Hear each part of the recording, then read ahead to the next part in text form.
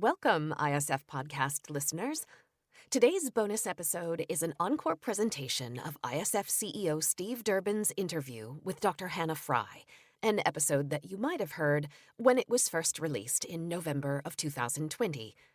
We'll be back with the first episode in a new season next week. Stay tuned.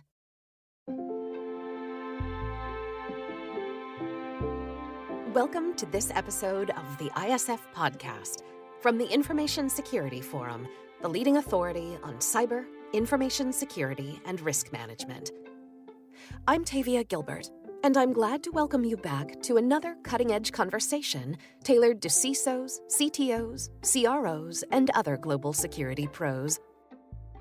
In every episode of ISF's media, Managing Director Steve Durbin speaks with rule breakers, collaborators, culture builders, and business creatives who manage their enterprises with vision, transparency, authenticity, and integrity. And he brings that conversation to you, your teams, and your partners. Today, Steve is in conversation with Dr. Hannah Fry, Associate Professor in the Mathematics of Cities at the Centre for Advanced Spatial Analysis at University College London, and a researcher in the patterns of human behavior, particularly in an urban setting.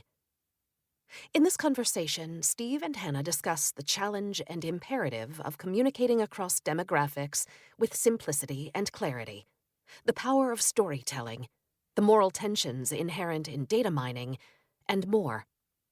And now, Steve and Dr. Hannah Fry. Hannah, thanks very much for coming along to chat. Hello World, your latest book that's just been produced, this expresses and explains some of the emerging complexities, really, around technology, I would say, in a fairly simple and easy to understand way, which I think is the real beauty of it. My question is, we've got a number of Chief Information Security Officers, security people watching and listening to this. What advice can you give them to really get across some of what I have to say, some quite complex messages in here, but in a very simple, very readable way? So how can a CISO replicate that in, say, a conversation with a business leader or a board member? Oh, how can they get complicated ideas across in a simple way, you mean? Yeah. Oh, I see. Okay, with difficulty. I mean, there's a note in the back of that book which says that I didn't so much write that book as drag it out of myself while kicking and screaming, sometimes literally. And I think that is, it's really hard, right? It's really hard, especially when you are surrounded in an environment where people speak the same language as you. It's very difficult to step out of that and not use buzzwords and not use jargon and really simplify the ideas. And so it took me a long time, really. I'm pleased that you picked up on that because that was really one of my biggest objectives. But this now, I think once you work out how to do it, actually it is a skill that you can apply, almost automatically once you've worked out how to do it. But also I think the skill, really applies in a lot of situations. So I'm thinking here in terms of, because I do a lot of work with the BBC, and I often have to interview academics, right, about their work. And within about 20 seconds of them talking whether they are able to do it or not. And I think really ultimately the real tip is that you just have to imagine that you are actually speaking to a 5-year-old. So not in a patronising way, but the language that you use, it's all about drawing analogies wherever you can, all about pulling out the grand patterns of what you're talking about, the sort of the main shapes rather than the detail. But beyond that, I think ultimately it's just about practising. I think the thing that struck me was that you were telling a story and you had lots of different vignettes within it. So stories within stories, but ultimately you're telling a story, and that really is the art, isn't it? Oh yeah, it's all about the hook. All about the hook. So John Ronson, he says that you should look for tabloid headlines, but then treat the story as though you were a serious academic. And I think that's generally true. So, there's stuff in there about, people driving their cars off a cliff, or there's one quite salacious story about a woman finding some things in her Tesco favourites section of her club card that her husband had bought that he really should not have been buying. There's quite a lot of sort of very salacious stories, if you like, in there. But you're right. As humans, we are naturally inclined towards storytelling. And I think if you can make your point in a story, and then once you have someone's attention, that is when you hit them with what you actually want them to know. Show them rather than tell them. Show them first and then tell them afterwards. One of the stories that you go into in here is, of course, the one around Cambridge Analytica, which everyone is probably familiar with. Do you have concerns about the way that data obviously was used in that instance, but is still being used today? Yes, but but depressingly, I'm almost giving up. I think if people were aware of just how far things have gone in terms of our data, just how much is known about us, just how much is inferred about us, I think it's really shocking, right? I mean, okay, so there was a federal report, this is a couple of years ago now, so maybe 2016 or so, which looked at data brokers, so people whose entire business is based on the idea of collecting data about individuals, categorising it and then selling it on. So somewhere in the world, there is a file with your name on it. And in that file will be some record of all of the things that you've done online. So in that file, there are things like, standard stuff like your sex, your age, your income bracket, your ethnicity, that kind of thing. But also things like whether you've ever had an abortion, if you're a woman, whether you're gay, your true sexuality and your claimed sexuality, as it were, whether there's a difference between the two, how risk-taking you are, whether you've ever used drugs. I mean, all of these things can be inferred about us. And I think that this is something that is currently very invisible to us. And I can't help but feel as though, I always think about drones when it comes to this. When drones were first around, they'd pop up everywhere, right? You go to the park and people would be flying them around and they'd fly over your house. And it was really annoying. You go to the beach and there'd just be drones everywhere. And quite quickly, we brought in regulations and legislation to stop that from happening because it was just, people just felt really uncomfortable with it. And I can't help but think that the way that data is used, save for a few bits of regulation like GDPR, actually we are unprotected against the worst excesses of it because it's invisible to us, and so we're not outraged by it in quite the same way. I think that's certainly a challenge that a lot of security people face because, we have the challenge of just raising awareness and then really, as you point out, it's very difficult to see a breach. Unless you have actually you've lost data yourself or somebody who has been under attack, it's very difficult to imagine what that is actually like. You talk about GDPR, privacy. That's an issue that continually bubbles around. Different perspectives on it in different parts of the world, obviously. But how do you see privacy and that central issue of our data being ours as opposed to somebody else? How do you see that evolving, perhaps in a sort of algorithm-driven world that we're in? Yeah, I mean, there's lots of different suggestions for what to do with it. I mean, I think that it's important here to point out that in many ways I'm a complete hypocrite, right? Because actually a lot of the work that I do thrives on the use of data. Right. And there are some data sets where, the idea of having access to them fills me with total glee, but the idea of being part of them fills me with horror, right? And I think it's important to be honest about that. I'm thinking in particular, there was one project in Bristol, this is from a couple of years ago, where they rigged up a house with every possible sensor you could imagine, right? So they could tell when you opened and closed the fridge door, when you turned on and off a tap, all of this stuff. And the objective really was that if you had a relative who was perhaps ill or disabled or had dementia, that you could use the technology to ensure that they were continuing to follow their daily routine without, being invasive in terms of their privacy. And that data, when I remember speaking to these academics and talking about that data, and I was like, oh my God, I would love to have, imagine if you had even just 100 people, data from everything they did in their home. Imagine, it'd be amazing. But would I want to be part of it? Absolutely not, no way at all. But I think that that's really the tension here, right, is that there is this often conflicting battle between innovation, between wanting to understand how people work, wanting to improve science and medicine, wanting to get a better data-driven and evidence-based view of the world and of our future. And that is often in conflict with the rights of an individual and the privacy that I think we should all be well entitled to. So I think going forward, there are a couple of ways around that tension, I think, that are interesting. The first, which was proposed a few years ago, which is sort of, a bit, I'm not sure it would work in practice, but was the idea that you would have some kind of intermediary, like a bank, right? Which the bank holds your data on your behalf, and where your data earns money, you earn some interest from it.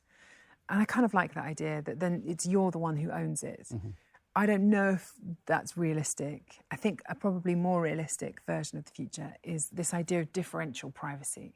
So that, this is what companies like Apple have moved into a lot. So, the Apple photos on your phone, they don't leave your phone, and yet the software can still detect a face, can still detect all of these different kind of things. And it's because they're extracting sort of top-level statistics, top-level characteristics of your data so that you can still do the analysis while preserving people's privacy. And I think that the more people that get behind that version of the future, I think that's where I'd like to see us go.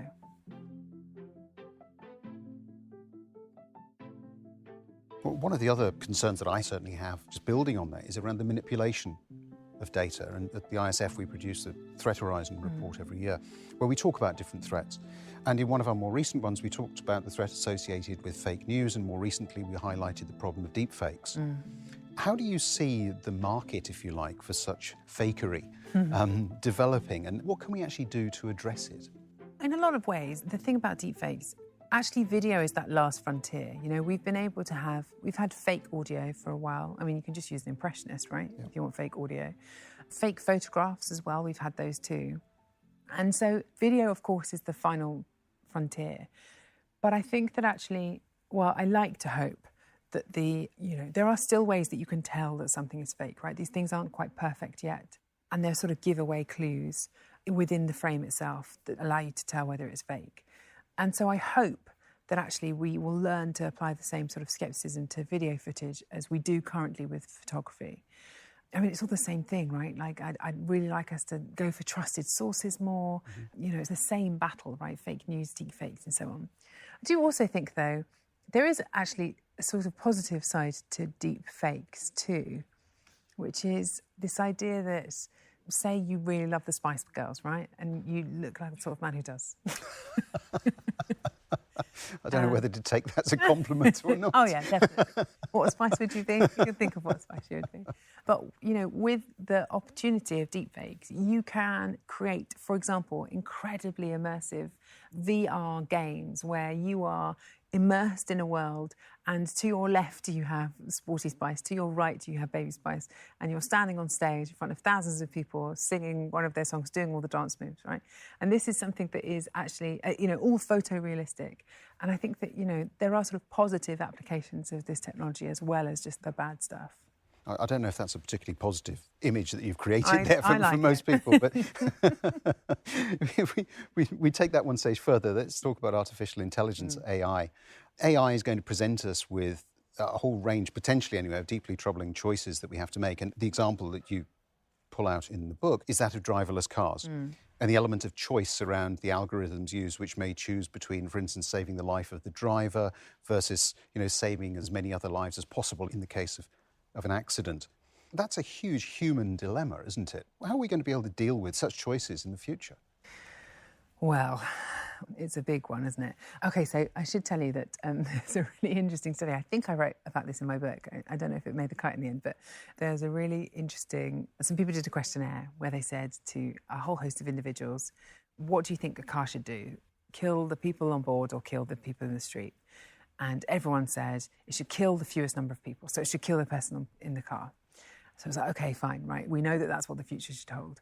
And then a follow-up question was, would you buy a car that killed the driver in a situation like that? And everyone was like, absolutely no. No way. Definitely wouldn't. No way whatsoever. And so I sort of think in a lot of ways, these questions, these big questions, are going to be driven by the economics of the situation rather than necessarily... I'd like there to be a panel of people discussing the ethics of these different things. But I think that up until now, we haven't really seen that. We've had the economics driving the direction as we go ahead. I should tell you actually that thing you're describing there is known as the trolley problem. And it was devised, I think, in the 1970s. And the whole point of it was to demonstrate that sometimes you are faced with an impossible problem, a problem that doesn't have an easy answer. And I think the whole thing about artificial intelligence and, machine learning in general is that these are machines that look for straightforward, clear and simple answers. And inevitably you're going to find a problem where you try and put that in a situation of where ethics is a real concern and where actually there isn't a right answer to be had. And I think some people would say we're starting to see some of that at the moment in the way that the pandemic is being handled. We hear so often that politicians are following the science, they're following the data, but actually it's the interpretation of the data where the real value lies, right? It's not just in the data per se, that's just an input into it, and we have to consider a whole range of other things, as in the example you've just been quoting there. So how do we ensure that we can try to get this balance between vast amounts of information that we do have to sift through, where AI can certainly help, machine learning can certainly help, mathematicians can certainly help. Thanks. And also balance it up, though, with some of these human choices that we inevitably are going to have to make. Oh, it's incredibly difficult. I mean, I think actually that point that you made a moment ago about following the science, I think that is ultimately the real key here. Because I would say it's not possible to follow the science. I would say it's not possible to have data decide the answers for you. I would say that it's not possible to have machine learning or artificial intelligence to dictate what path we should follow. All of those things, all that they can do is to lay out potential trajectories of the future. And it has to be a human at the top of it all who understands context, who understands nuance, who chooses the path ahead to follow. I think that that's one thing I've really noticed this year, is that there is this fundamental misunderstanding of what science is for, if you like, that neglects the incredibly important role of creating a partnership between humans and machines, rather than thinking of one as a replacement for the other. Hannah Fry, thank you very much indeed. Thank you. Our new season, focused on cybersecurity across the business lifecycle, starts next week. In the meantime, we invite you to tune into our catalog of video and podcast episodes, all of which you can find at securityforum.org. If you feel like today's conversation was of value, you can follow the audio feed wherever you get your podcasts, and we'd be very grateful if you'd recommend us. Growing our subscriber numbers helps us reach new audiences and bring you these timely discussions. You can always join in the conversation on our LinkedIn page or get in touch directly through our website, where you can also download ISF's research, practical tools, and guidance related to discussions like these. The ISF podcast is produced by Talkbox and Tavia Gilbert. Music by Alexander Filipiak. Assistant producer Katie Flood. Mix and master by Brian Barney. Thanks for listening.